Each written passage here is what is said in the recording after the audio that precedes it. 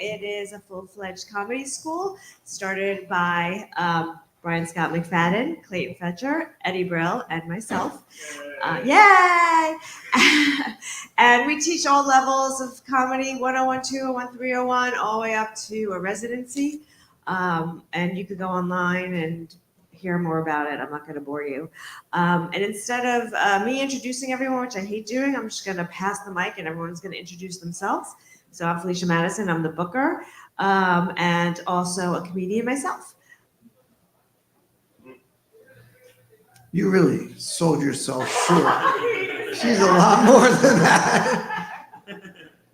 During COVID, this place was like storage. This whole basement was nothing but storage. We had just like the tables were stacked on top of other tables, and there was like old stools and like plates and cups that the restaurant didn't need to use anymore. And Felicia said, let's get the comedy club going again. So now she's like, I'm the booker. You're so much more than that. So I'm Clayton Fletcher. I'm a comedian. I've been doing comedy for 20 plus years.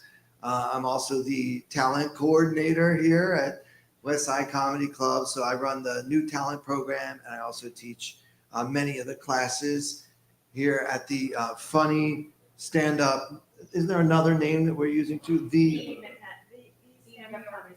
New York Comedy School. Yeah. So we need like 20 more words under that. But yeah, so we're excited to have you guys here. You can start thinking now about any questions you might want to ask us about, being comedians or the process of crafting a joke or working on material or, how things work here at this specific club, whatever. We're open book tonight. Whatever you guys want to talk about, we're here for you.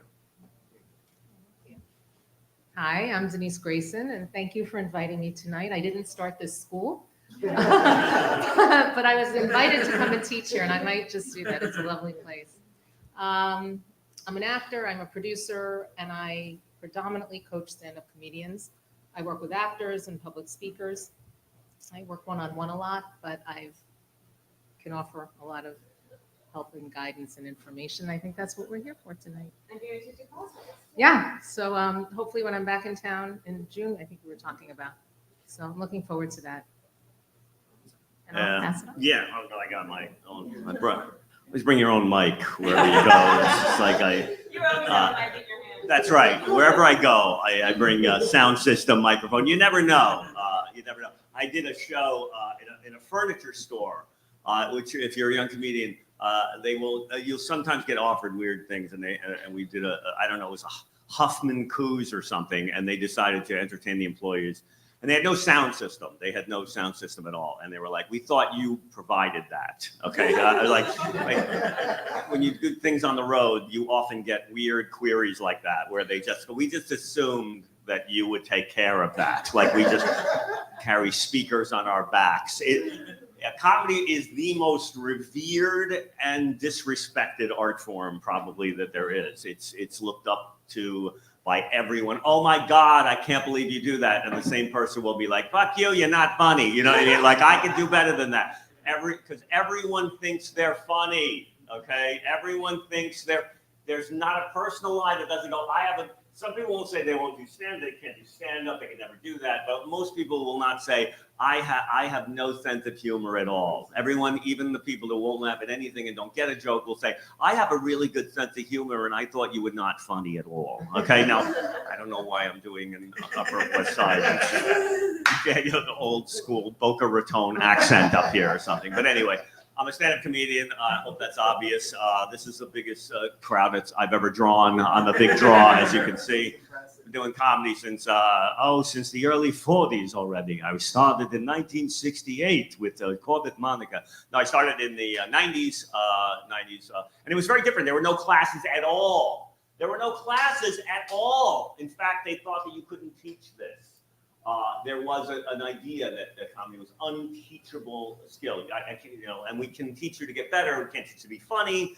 There are limits and ceilings with people, but we can definitely show you ropes that we were never given. I never had any teachers other than watching Richard Pryor, everything he ever did, and Seinfeld, and all of the Cosby. Sorry, everyone that George Carlin, of course. But anyway, so I've been doing comedy for a long time. I'm one of the founders of the school. It's a pleasure to be working with students, especially people eager and to learn, because this really is a great opportunity to learn from people, and which I never had. I just was like, oh, I didn't know you. That really? Okay. There's simple things and simple questions that people have, and no question is off limits. So feel free and take advantage of everybody that here has a lot of experience. Oh, I keep this. Sorry. Yeah. Okay, so I guess, does anyone have any questions, or do you want us just to talk? How do Go I ahead. get booked? Go ahead. So considering like now we have a lot of tools like classes and workshops, I guess whoever wants to jump in, what was your first step into this world? That's a great question. You want me to- Yeah. Great question. Yeah, that's a terrific question. So I was an actor. I think a lot of people that end up as comedians, they might start out as actors. I know Brian was an actor first. Felicia had done a lot of performing when she was younger, and obviously Denise is an acting coach and an actress herself. So I think that's where a lot of us start. But like when I moved to New York, I grew up in Baltimore, Maryland, and when I first moved to New York, like I had a degree in musical theater, and I was gonna try to make it to Broadway. That was my goal, and I was actually doing a show, Godspell. I was Jesus in Godspell, believe it or not. And the show isn't funny, it's just like you tell a bunch of stories, a bunch of parables, and the moral of the story is this, that, or the other, and then they put you on the cross at the end, and you sing and tap dance somewhere in between. I was a tap dancing Jesus. Wait, were you tapped it? I did. I tap danced in the show, yeah. And not the whole show, but there was like a big scene, like a big number where we did like a tap routine, me and Judas. Yeah. All for the best. She knows. She knows. Yeah. So I was, I was in that show. During intermission is when we had the most fun, because like there aren't that many laughs in the script, but backstage there were a lot of funny people in the cast, and that's what I look forward to the most. I realized like making my castmates laugh at intermission was my favorite part of starring in an off-Broadway musical. And I was like, maybe I'm in it for the laughs. It's like people would kill to have a leading role in a show in New York. And here I was doing that. And I realized this is where I belong. So actually the guy who played Judas was the one that said one day, Clayton, you're quick, you're funny. You can come up with stuff off the top of your head. You should try stand-up. And so, I took a class. I obviously started later than Brian, because by the time I got in, we actually did have classes out there, not anywhere near as many as we have now. But, you kind of learn the basics. There was a book written a long time ago called The Comedy Bible. And there's a lot of kind of like a framework of how to craft a formulaic joke. And so that's what the teacher of this class, that's kind of what he was going from, just sort of chapter by chapter, learning about what's in the Comedy Bible. And then the first time I got on stage was like a 4:00 show at Caroline's in the middle of the afternoon on a Sunday. And, they asked us to bring some friends so we wouldn't have an empty room. And from that first performance, I was hooked, and I even told my agent, I was like, I don't want to do musicals anymore. I'm going to stay in this comedy thing. And he came and saw me at New York Comedy Club before it was nice. And he said, what the fuck are you doing? You got a real acting career going here, buddy. You're going to do this and this. There was cockroaches on my table. But I've never really looked back. I've done some acting since then, but I'm just much more interested in getting laughs. And throughout my life, anything I've ever been good at, I wanted to help other people learn about it too. So I'm kind of a teacher at heart. So that's why when Felicia had the idea to start a real school here, I jumped at the opportunity, because it's very natural for me to want to share my love for something with other people. So that's what it's all about.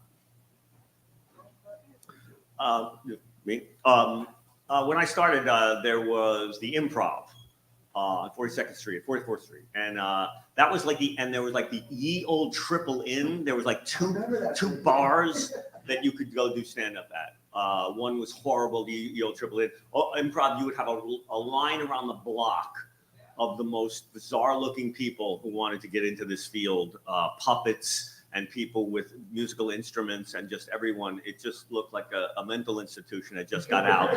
And there was always like somebody good, one or two people good, and they opened it. And then, or you could drive. There was the Westport Treehouse had an open mic night, and Glastonbury, Connecticut had a club called Billy Jack's that was 3 hours away, and you would drive 3 hours in the hopes of getting 3 or 4 minutes on stage. There was no, that's what it was like. So when I see people nowadays going, oh, these open mics are shitty, I'm like, you fucking, like don't even start with me. Like just any place. I know those mics can be rough. I so know that, especially when you're just working at comics, because comics are jaded and they don't laugh at normal things. Okay, they'll laugh at all the stuff that will get you, that will cause you to bomb, like on a regular show, and they know that, right? Like it's a weird. But just getting on stage with a microphone at any opportunity is so awesome, and having the opportunity. And the open mic circuit is not something I know about. I don't know what the freaking road warrior situation is with that at the moment. This dystopian landscape, but they're out there. There's a lot of places to do open mics, and when I started, you got to do like a few minutes, and then you would hone that a few times, and then you went to audition at the Strip or Catch a Rising Star at that point, and the Improv. And I happened to get passed at some of these clubs by mistake. At one club, they thought I was Brian Regan, I think, right? They literally thought. I think they called me and said, you want to work Tuesday? And I said, sure. And I showed up, and they go, who are you? And I'm on the show, and they thought it was a screw up. And I got up, and I had a good set. And they said, okay. And so no one wanted to admit that they had screwed up with booking. I think that's the story that I tell, and I'm sticking with it. And so that's just one of those dynamics about comedy. It's very different now from when I started. There was no place to work. Now there is. And so you would network with people. You would learn where there are open mic nights, where there are opportunities, and you just keep grinding, and you get better until hopefully somebody sees you. You get past at a club, and you move up the ranks and dedicate yourself to writing all the time and getting as much stage time as possible, even when it sucks, because it's gonna suck. Well, to piggyback off that, we here at Westside are known to have the nicest open mics Yes, in New York. that's true. This open mic rocks. Except for mine. Mine's like the meanest open mic. So I give negative feedback. Right. Yeah. I thought you had a new joke night. Yeah, no. Oh, Invited sorry. open mic. Tom Kelly came to one. He's like, Lish, I need to teach you the sandwich method. Nice, mean, nice. So I said, okay, Tom, thank you. You're so great. No, but just to take a step back also, I really enjoy helping comedians. And this all sort of came from that Friday open mic that I started like 10 years ago. It was a feedback mic, and it grew into F Comedy Club and grew into this school. And I really enjoy helping comedians, young and old. And I want this to be like a place where comedians, we're a small group now, but I'm hoping it grows into a place where comedians will come and gather and talk and gain knowledge. And it's, us just giving our knowledge to you, and because we care. Not all comedians are terrible people. So I just wanted to piggyback off of the open mics to say that. And just piggyback off of what everybody's saying. Same thing, nothing feels as good as getting a laugh, no matter what you do in life. So a lot of people here are coming to it as a second career or something else, but I think we can all agree that nothing feels as good as getting a laugh, and being able to do that freely and openly, and working at Don't tell my husband that. And school is a great thing, and all of us do have things to share, and I know I love sharing what I've learned. I've had the best of teachers, and it's nice to be able to thank you for inviting me to come here and share what I've learned, which maybe has taken me years, because I've been lucky enough to study with the best, really great mentors. And then I figured out how to do things in 1 or 2 sessions that can help someone. So, and every opportunity that you have to get on stage or even not on stage to work your material. Always, always. Everything is an opportunity. And constantly work your material. Plus, there's so many online resources now. You can have that. There's videos and people that break down the absolute minutia of comedy, which is like absurd. Like Jerry Corley has these videos online where I don't think Jerry's super funny necessarily, but that's not the point. What he does in breaking down every possible angle of every freaking breakdown of every joke, of every style of joke, and every approach to joke, is like, I never thought of it with that level of deep thought. I just did it naturally. And then when I started to teach, I actually watched people who were teaching. Oh yeah, that's what that is. That's a reversal. That's a that's a rhyme. That's a couplet. That's everyone knows the rules of three and things like that. And the K sound is really funny. But there's so many little things that you just learn from reading books and stuff like that. I think Judy Carter was the first book. Yeah, that's the one, right? That's the one, right? Judy Carter had the first, and Seinfeld heard about that. And I saw him on a talk show, and he was like, well, I heard there was a class where you can learn stand-up. What? You can't teach this. I don't get it. Like he actually I remember him saying, I don't get that. That can't possibly be real, But there's great teachers, and many of them are here. And so take advantage of that. It's really a great resource. To go back to what you said, Brian, about nobody can really teach you to be funny. Everybody has a different opinion on that. But you can be taught and you can practice to be truthful and more relaxed and to tell your stories and to tell your jokes in a different way. And no one can teach you timing. I don't believe that. But if you're comfortable in your skin and if you're comfortable in what you're doing and your jokes and developing it, you can listen and then your timing. No one's teaching you that, but they're helping you develop that. That's how I look at it. I think I saw a question. Yeah. Yes. What is your input for writing jokes? Not to get like on the writing course, but I just told them that I've been a comedian for like 8 years, and I still don't know what makes people laugh. It's so like dynamic, and there's so many ways to approach it. So like, when you're going down to write a joke, like what is your input? Take this one. Okay. So, my method is I don't ever try to be funny in the beginning. So step one is, what are you trying to say? And once you figure that out and you go, you're not going to do this for an audition or something, but someplace that's a little bit, the stakes are lower, right? Like it's an open mic or a bar show somewhere in Queens or something, like it's not going to kill you or ruin your career if it doesn't go well.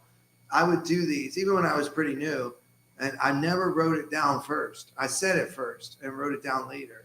Record yourself and try to figure out what the thoughts are in your head that you're trying to express. And like, to me, like making it funny would be like step 9 in a long process, because you probably, if you go to any open mics at all, you see people up there and you're just like, what the hell is that guy even talking about?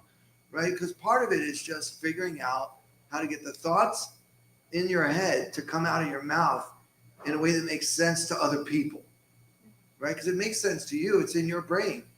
What you got to figure out is how I'm going to share what's in my brain with these people in a way that they're going to react in the way that I want, which is haha, right? But if you start off saying what would be funny, then you end up with very little substance and very little, you're not really saying anything. You're just another desperate individual trying to make people laugh.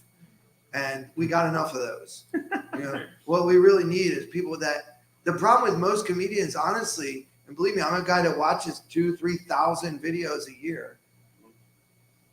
The problem with most comedians is they have nothing to say. They want to be on stage for whatever reason, but they don't have anything to say. They just want the validation of hearing everybody laugh. Denise is right. Everybody laughing is the best feeling in the world. You are right. You're absolutely right. But I would add that when they're laughing at something that means something to me, that's the real best feeling in the world. Like I could tell you a joke I read on the internet, and if you laugh, that's going to feel good. But if I tell you my personal truth and you laugh hysterically in the way that I want you to me, that's utopia. That's what it's all about. But I think the only way to get there is like, first step, what are you trying to say? How do you feel about what you're saying? And what's behind the thought? It can't just be, I'm trying to be edgy, or I'm trying to be funny, or I'm trying to push the envelope. We get a lot of those. The ones that really get your attention are the ones that are like, I never thought about that before in the way that he's saying it right now. And that's what really makes you get, fans. Fans are people that love you, that you don't have to pay to follow you on Instagram. You know what I mean? That's what we all need, as comics. So, yeah. What Clayton was saying, if you can't go, oh, what's funny? Let's write from funny. Just say, what do you love? What do you hate? What drives you nuts? Yeah. What do you notice? What sticks in your craw? What fascinates you? What gets you off? What gets you excited? And you make a list of those things. So you look around the world and say, how come no one's talking about this thing that drives me nuts? Or that it's awesome and no one knows about it? Because a lot of people go, it's something you hate. It's always aggression in comedy. It's a Freudian thing. It's like aggression. But it doesn't always have to be. It can be something you love. What do you love and why? And explain that to us. And start there with what you're passionate about. Yeah, What do you think? It's about my daughter. I love her. Right. I'm not making fun of my daughter. Yeah. But it can be fun. Right. Yeah, like I find that like I just in life you see things that are funny and I write everything down. Like for instance, Clayton just said, fans are people that love you that you don't have to pay for. So my family are not fans. Yeah, I wasn't talking about that. Definitely have to pay them. So I mean that's the way. I mean, and I didn't really say how I got into comedy, but it was I find a lot of comedians I think are ADHD or have something like I always have like two parts of my brain working, and I'm always like having this like back brain thinking as people are talking. And so in parties or events, whenever I was with people, I'd always kind of observe and hear in my mind what was funny, and then say it, and people would laugh. So when I was older, I said, this is something I want to try. I think, and I remember the first time I got up, it was the first class, and she said, everyone do 5 minutes. She didn't prepare nothing. And we all got, and I did 5 minutes of jokes that I've been telling for 40 years. And it was like my type 5. I like worked from that set on. But that's how I work. I'm not a good joke writer in the sense that I can't sit down and write a joke. I experience it. I'll write that down and then I'll develop it from there. And one thing that I wish I learned earlier is working in groups. We do our new joke night here, and a bunch of us get together beforehand and we sit and we write. And I was telling them a concept once that I was thinking of, and I told them not the funny part of the concept, and they were laughing. I'm like, that wasn't even the funny part. They found it really funny. So I went on stage and told it, and the audience didn't laugh at all. So even though you work with a group of people, it's also what I say to people, just because, as a booker, just because I don't find you funny doesn't mean you're not funny. There's lots of different ways to be funny. There are people, I don't particularly care for very dirty humor, but you could be a dirty comic and make a huge career out there. It's great. So it's personal, and it's. I always tell people when I teach them or when I meet with them is to be true to yourself. Whatever someone tells you, any of us, digest it, think about it, and if it doesn't feel right to you, throw it out and do what is in your gut and what you believe is really what you feel. Going back to your question, just real quick. I think a really overlooked step, especially with newer comedians I work with, you have to revise your material. Any type of writing we do in this world, it's really about revising. You might be tired of doing that same joke, but the audience never heard it before, and you need to get back into that joke and figure out how you can improve it. If a joke has, let's say, 6 punchlines and it could have 11, you're not finished yet. If your setup is 12 words and it could be 9, you're not finished yet. It's get your thoughts out, put them on paper, and then start to work with that piece of paper a lot until you need to start over with a new clean sheet of paper, because the art of writing is really about revising. And that's the part a lot of people don't want to hear, because the fun part is getting up there and improvising and just, letting it, be loose or whatever. But the craft of comedy is really about, getting it down to what we need. Oh, I was just about to say, like any performer, if you have craft beneath you, then you can fly. So, two things that I've heard here: truth, always work to your truth, because the most interesting thing for anyone to look at is your truth. And every word that you write, if I may suggest, should be there for a reason when you're crafting your jokes. You can go and fly afterwards, but when you're starting out, I don't know if you've done it the same way, you want to really stick to your material and look at those words and why is each word there and what does it mean to you and why have you put it there? About that, something that you say that, like, I don't know what to write about it. I was like, well, what makes you laugh?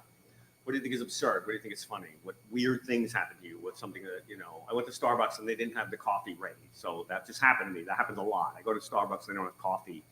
Say 5 to 7 minutes we're making the coffee now. And that became like a big chunk in my act now, because I go to Starbucks and you would think that that would be the first thing they would have is coffee, it's Starbucks. And I don't even know how to respond to the fact that they don't have coffee at Starbucks. I'll just have the swordfish then, you know what I mean? What am I supposed to do? Anyway, what are we doing here at Starbucks? And so I just wrote the shit out of that because it was something that I didn't understand. And I thought it was really funny, and I hadn't seen anyone talk about the fact that I'm sure somebody's done it, but the fact that that it shouldn't even be legal. That Starbucks should not, you know what I mean? Yeah, That's they're not, coffee plates. That's not permissible in the corporate world. That Starbucks does not have coffee flowing at all times. So that came from that experience of me going, and I go, does this happen a lot? And they, anyway, so that something that happens to you, something that you're interested in, worked out by, weirded out by, and dig deep and find that. Because if you start with funny, you're never going to get anywhere. It's just going to be a nightmare, And then just keep writing. Right? Yeah. Because it's always an idea. It's always a Yeah. target. There's a target that you want to focus on. That there's something funny about this, and I'm going to fucking strip mine this until I get there and find some nugget of something about that no one said before. I always try to write the definitive bit about a topic, so that no one can write a bit after that. That's always my goal, is to write a bit that buries that. If you ever see, Jim Gaffigan on oh my God.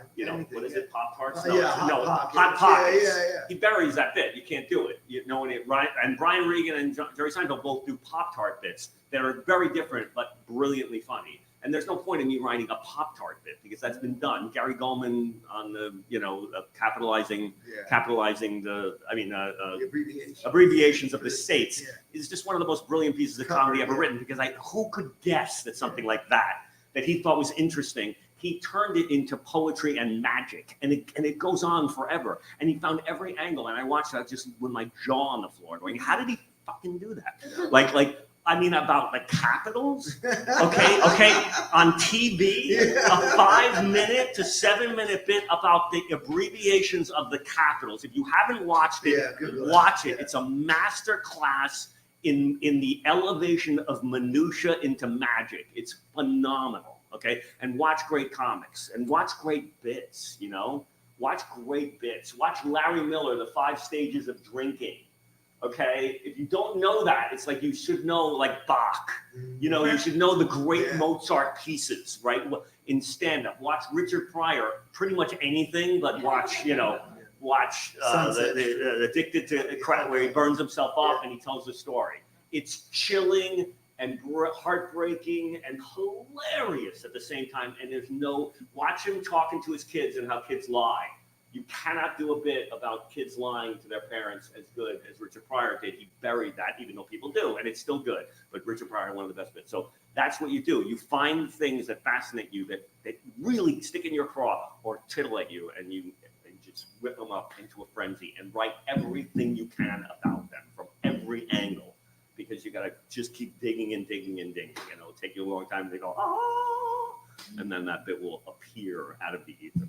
When you watch Brian talk about comedy and he gets so excited, like there's a passion for this. He's studied comedy. He's been in comedy most of his life. And when I watch Brian perform, I see that same kind of passion for whatever the subject is, even if it's just Starbucks or the guy on the MTA making an announcement. He's got some, brilliant material of his own.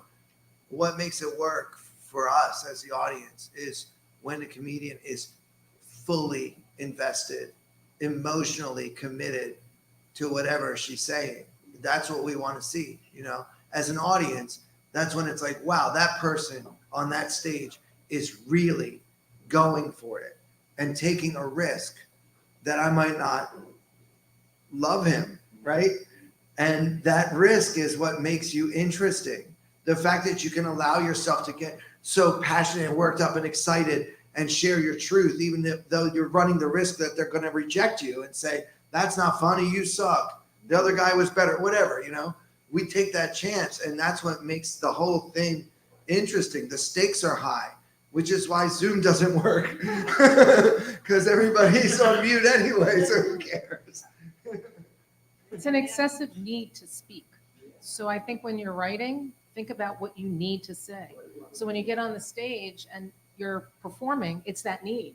That's need. Like I was just watching Brian and I was transfixed because he had this need to keep telling you these stories. He knows and he has to tell you, and that's interesting to watch. Anyone else?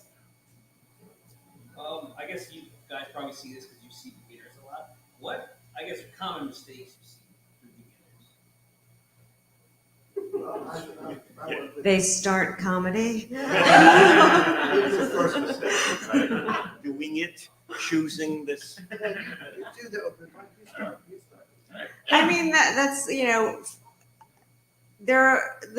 I remember when I first took my class and I got up there and it went really well. And I went with my girlfriend and she went up there and the teacher said, okay, this is a good example of what you're not supposed to do.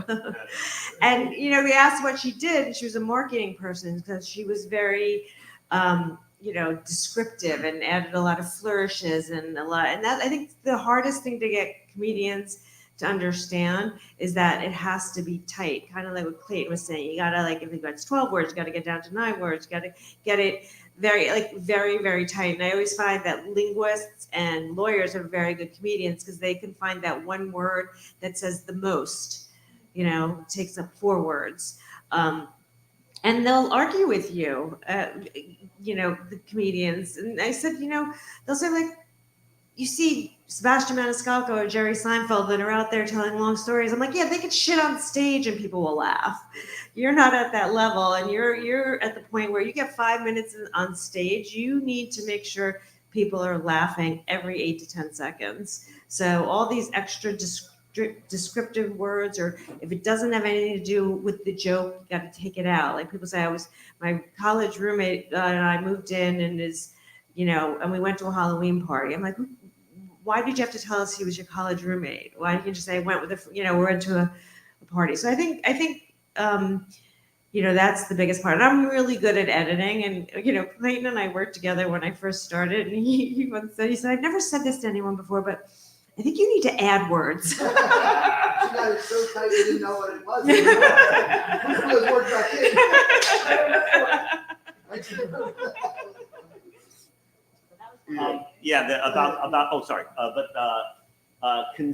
Concision. Concision. I know that do these things. Concision, congruence, commitment on stage.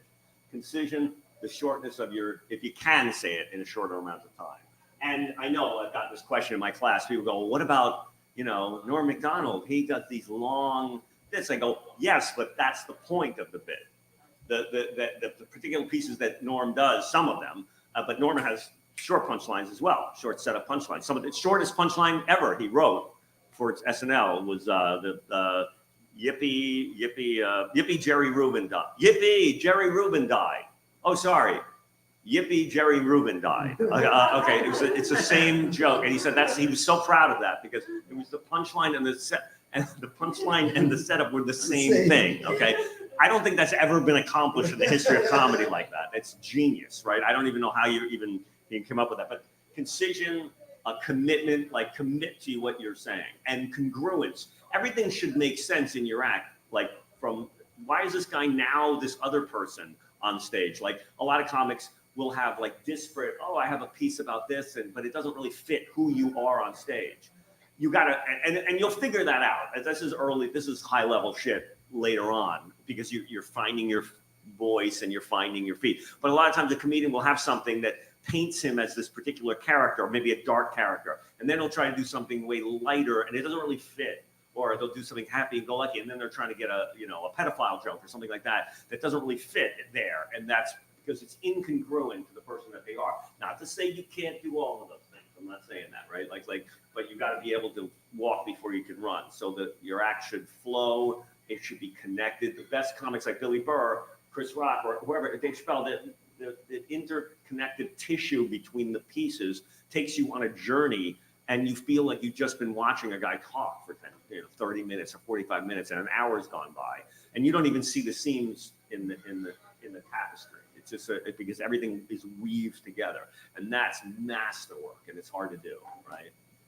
Denise, why don't you, because you work with a lot of actors, like what kind of mistakes do you see them make when they're first? Well, actors who want to be comics, acting. They do too much acting. Yeah. You just want, and actors also, you look at actors, and if you see them acting, you don't want to watch them.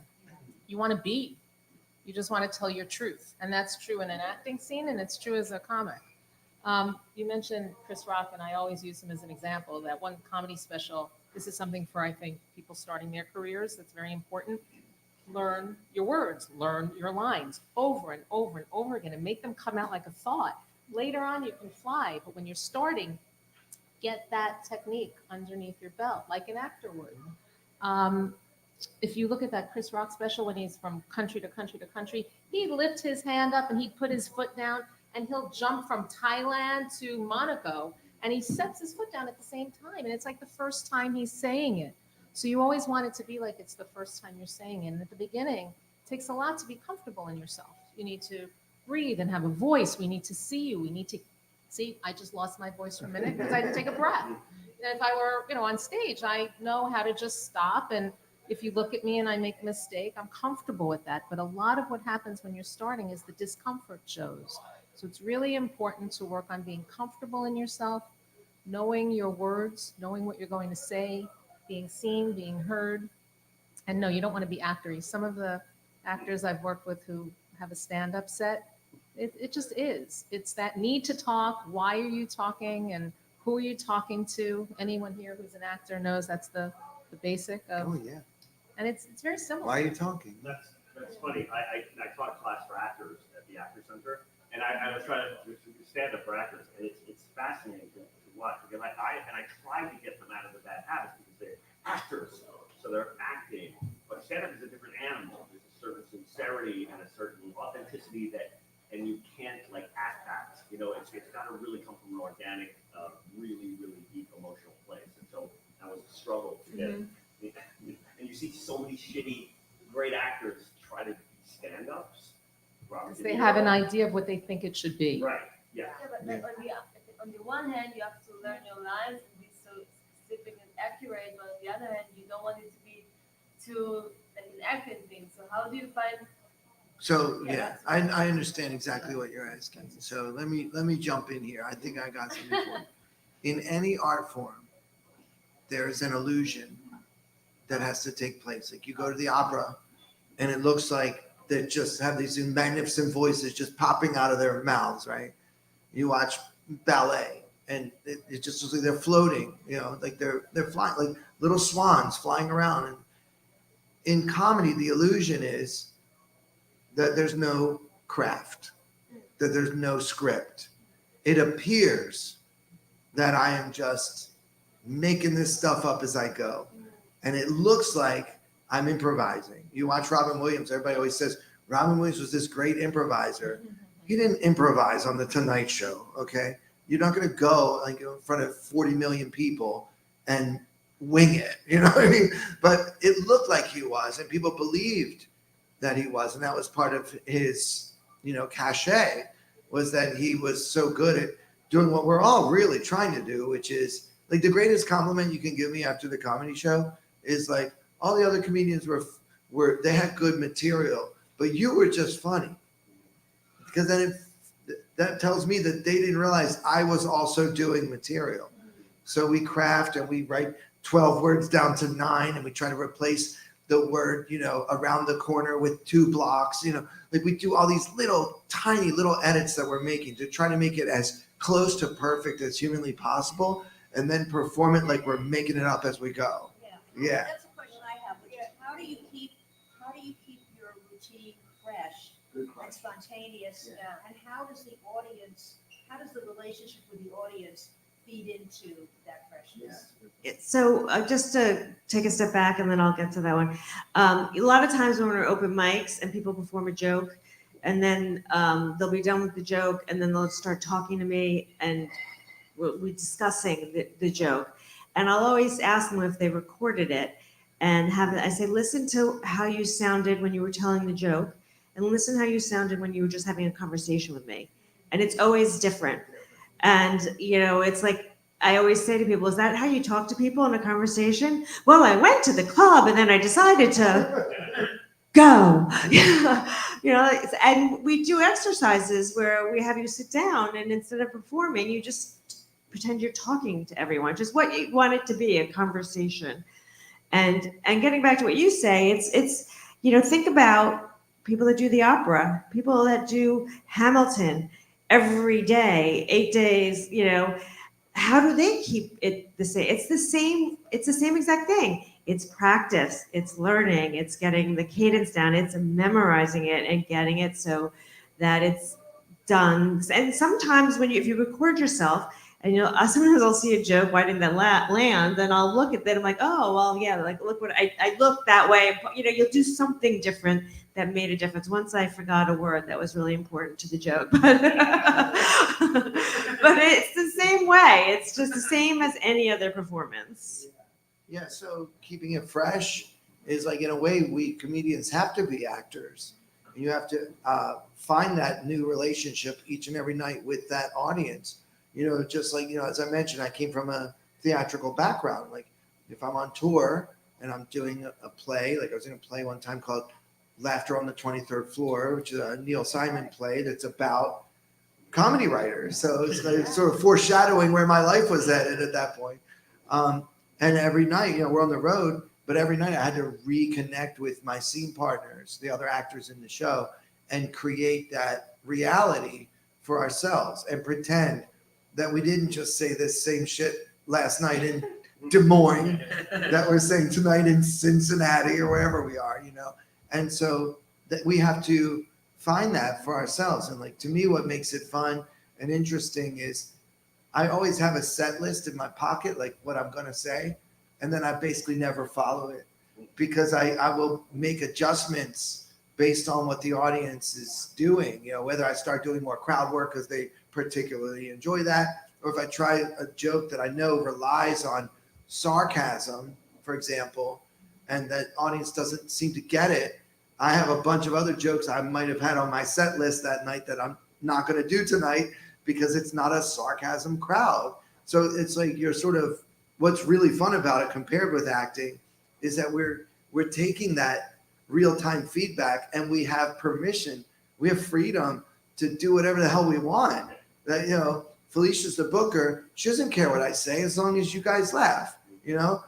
I'm on stage. What they care about is what time you get on, what time you get off, and did the audience laugh?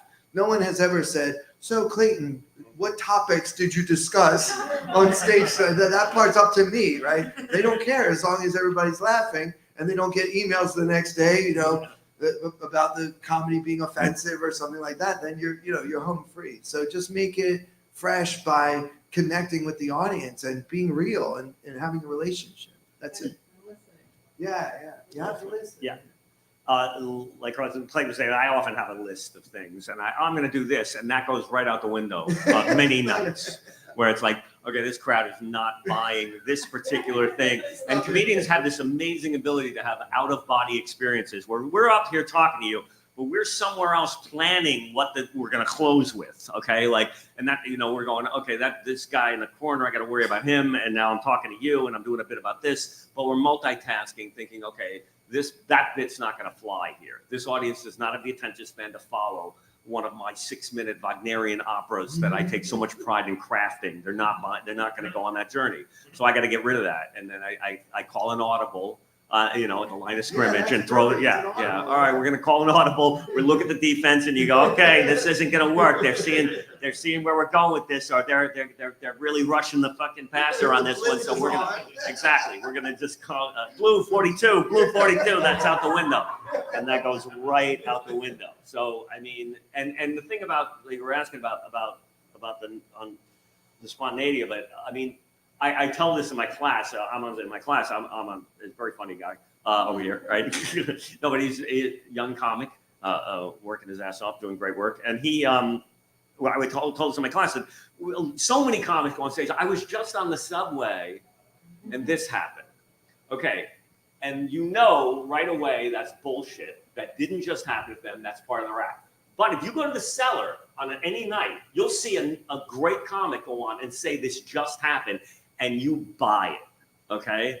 And you go, yeah, this thing, the way they do it, it's casual, they mumble. It's the weirdest alchemy when you see a good comic do a joke. I always tell young comics, don't say you just got off the fucking subway, okay? Because you didn't, and you can't sell that yet. So a couple of weeks ago, I was on the subway, works better, more truthfully, or one time I was on the subway, always works, or be specific. So Tuesday I was on the subway, actually makes it more, I believe that, but don't say I was just in the subway. Really, Mr. Open Micer, you just for this bit? A funny thing happened on the way to the improv. Really weird happened. It's like no, it didn't, and you're not at the skill level to make that plausible yet. Okay. Yes. I'm whatever. Yeah, I think a real jumping point as a comedian is when you can actually do that. When you have a set, and I remember that being a real jumping point for me, where I could just like break from my set and do whatever I wanted and totally rearrange it. And maybe just rearranging your routine might bring a little bit more freshness to it. But yeah, I can't remember what I was gonna say, but yeah. I have another question, which is how does improv help? We know that a lot of people started with improv. How does that free people up? How does it prepare people? You mean taking improv classes or doing like? Whatever. I thought it was a waste of time, personally. No. I've seen great improv people that are terrible at stand-up. It's amazing to me. I go, It's a different job. That's so weird. They're naturally funny. It's different. They have stage persona out the end. They can go, and they don't know how to write a joke. It's like, and I don't speak to that. I'm not a great improv in class. I've taken improv classes and I watch people that are great at it doing the fucking Harold and all that shit. And I'm like, Jesus, that's amazing shit, right? And I go, how do they? That's great. That's not me, but that's a skill set. Then I see. You probably don't need it, but somebody perhaps who's not as free. It helps you be freer. It helps you think on your feet. So it's good exercise in that way. And it helps you listen because you're listening to the other person. And don't get me wrong, there are great stand-ups that came out of improv. Some really funny people. Yeah, and some not. And so there's some overlap there. And Robin Williams, I saw Robin Williams improv. And then, but other times, you're right, he'll go on the Tonight Show and he's got, not enough for the car though, not enough for the car though, and he does stuff in stick that he knows and he knows it works.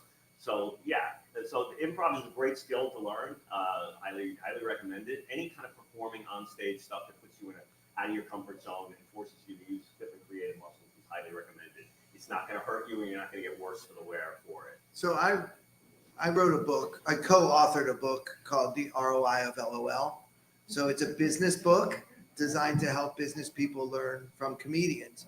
And in the book, we break it down, like what can you learn from stand-up comedians? What can you learn from sketch comedians? What do you learn from improv comedians? Because the skills of each kind of discipline are very different. It's just a different job, but there is, of course, some overlap. Like, what makes something funny is going to be useful no matter what you're doing. But, in doing a lot of research for this book, we kind of discovered that stand-up is about learning how to communicate your truth in a way that will be accessible and entertaining for total strangers.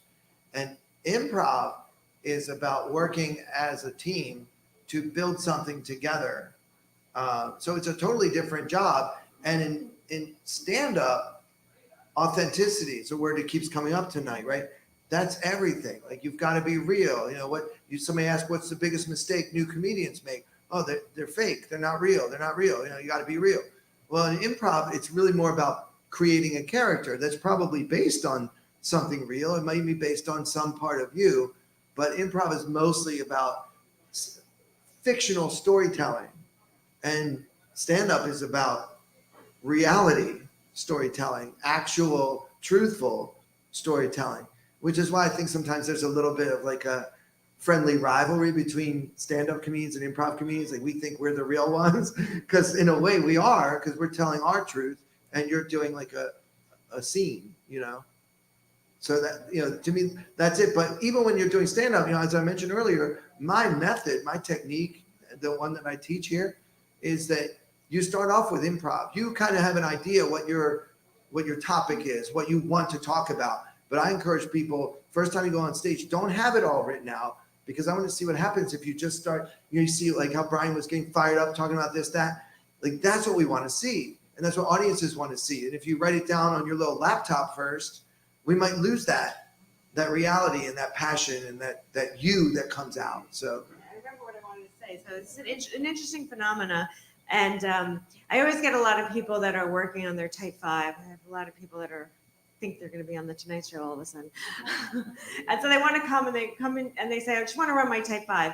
And so they come on to a regular one of my shows. And almost every time they bomb. And it's because they come on with a group of comedians that are very free and whatever, and they get on stage and they just get right into it. They do their joke, they do their set. And that is what I think people lose, or you have that ability to not be that way. And I think a lot of beginning comedians are like that. They get on stage and they just do their set. And you need to get to the point. I mean, when you do the type 5, you have to do that, but it doesn't work within that group. But that's the difference between, you know, a really good comedian and a regular comedian, is being able to get that feeling of, you know, being free. And realizing that freedom, I'll add, starts before you get on the stage. Often a beginning comic will get to the mic and just, you know, they're setting up. The minute anyone sees you, we see you everywhere. So you're that person, you're coming up, and we find you interesting. It's interesting to look at you, walk up, get the mic, change it if you need to, talk to us. But that might take a while. And one of the other things, I just wanted to step back at the beginning, so all of us have habits. You know, I could sit up here, I can see and feel my own, I can see yours work for you. But I'm teasing. But at the very beginning, it's great to start and know what we were talking about this, what your habits are. And it's distracting. So the further you get in your career, the harder it is to stop those. So and all these technical things that we're talking about, like you can learn how to stop something you might do if somebody points it out to you. You know, we're going to see that you do that, even if you're funny. But once you learn your lines, then all this stuff we're talking about, you let it go, because then you just have to be here and you just have to be talking, and you've done all that work before. Which is why you should all take classes, so you don't develop those bad habits. So we have to wrap it up, but is there any one last quick question? Anything like really pressing that someone wants to know? Go ahead. Okay, so, I heard an interview the other day, Seinfeld, about working on a bit, sometimes for 3 or 4 years, so you just get it just perfect. And so about Chris Rock, doing the same thing, I'm sure many professionals do. At what point do you just say, yeah, this is not working, move on to the next joke? And it seems a little obsessive. You gotta get that joke just right, you know. 4 years, I haven't got it right. I just try a little bit more. I have a lot to say on this. I want to go first on this? I hope it's not the way Yeah, no, you but work with exes. well, You let's have just a put. minute to tell us. Yeah, I have a minute. That's a very open-ended question, but I mean, basically, you know, when we say I have bits in my act that I tie a bow around them, they're done. Now I know that something else might occur to me. Something might occur, which often happens. But there's a couple of bits in my act that I just go, okay, that baby's done. I'm not gonna. it works, it kills every time, and it's like this thing. And it's not because I got other fish to fry now. You know, I got other bits I want to work on. But there are bits I'm still sweating over that I can't get. And you have to trust yourself. There are days where you go, you reach a point with a particular piece, and you got to, you know, let it go back into the wild on its own. It's not going to survive. You know, it's not going to survive on stage. It doesn't make the show. It doesn't make the team. You tried with that bit. You didn't find an angle, but I usually give a lot of effort to trying to make a piece and find a bit and make it shoehorn it in somewhere. Try another angle. Try this. Try that. And then one day you go, that fucker isn't gonna live up to what I thought it was gonna be, and you either let it go or you let it be a nice piece in your act that doesn't kill, which I don't like to do. So yeah, it's a tough one. It's a tough one. But sometimes you have an inkling that I know there's something there. And yes, it can be fool's gold. I call that fool's gold, where you're chasing a unicorn that there's no answer to. And that can bog you down in your writing and your creativity to like constantly be searching for the perfect punchline for a bit that really, you got to let it go. And you just got to keep writing other bits and work on that and hope for the best. And at a certain point, you just got to trust your creative process to say, no, that you tried, you found a couple angles. I have topics that I wanted to flesh out, and they never came out to anything, and that's okay. You know, they're not all gonna, you know, go to Harvard. And also as a younger comedian, not every child is gonna go to Harvard. You know, whatever. You know, sometimes it could be just the way you're performing it. Like I went back when I was doing my hour and I needed a couple more minutes. I went back to some of my older jokes that weren't killing, and they were killing. And it was just because I was a more experienced comedian and my delivery was better. So maybe just put it away for a while, come back to it. I mean, when you get to a certain level, you know it's not the way you're performing it. But in beginning levels, you just might not be, you know, might be something that you're not doing in your performance and not so much the joke. So put it away for a while, come back to it. That's great. Never burn it. Like in a few years, you might be able to make that joke that you think you've been believing in and it's not working. You might not have caught up with the joke yet. You've got to get there. So don't burn it. Just don't do it when it's a really important show. Don't do it here. You're done. I just thought of a question. Okay, go ahead. How do you organize material as you're writing it and developing it, and you have like bits from back in the day, and you write something back? Like, where do you keep those bits? And like, honestly, this is like a big problem. Well, we have someone that is going to do a seminar on that. Well, also Adam Mueller. You talk about look at like Joan Rivers. She used to have like cards and boxes and put it in, and it's a problem. But people have wrote books. I have lists. I have books. I'm the least I'm very unorganized with that, so I'm not a good person to ask. But you know, just set lists. Set lists are good because you can go back and see a word that might prompt it, or sometimes something, you know, sometimes they just pop back in my head out of nowhere, you know. Pay for storage. I'm serious. I have Google One or whatever it's called. Costs me like $100 a year, and I have like 2 terabytes of cloud storage, so I never have to throw Do you anything have like away. topics All my and sets like are there, and I can spreadsheets keep of topics? everything organized that way. Topics and Adam Mueller's the best at it. You know, he's the one that he has everything written down and spreadsheets. Said Adam. Adam Mueller. He's Okay. the one that he could teach a class on that. This is like one of my favorite. We're gonna do this every month. We're gonna have another comics, helping comics. So you can ask that question first. Excellent. Yeah. Thank you guys for coming.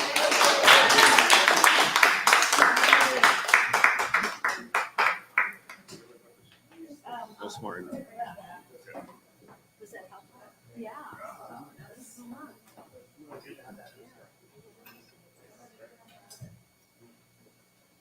We performed together as well. I remember, it's a script. No, we did a band to the